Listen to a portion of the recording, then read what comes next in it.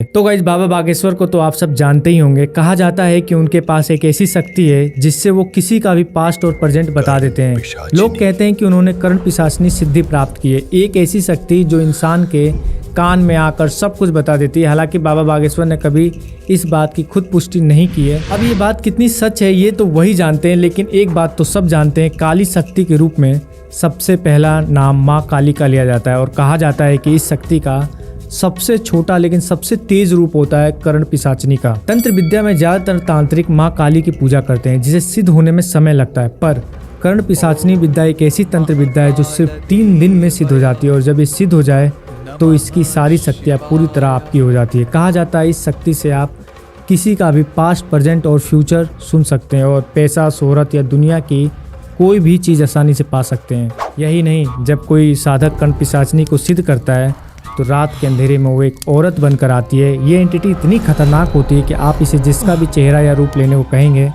ये तुरंत उसी भेष में आपके सामने खड़ी हो जाएगी।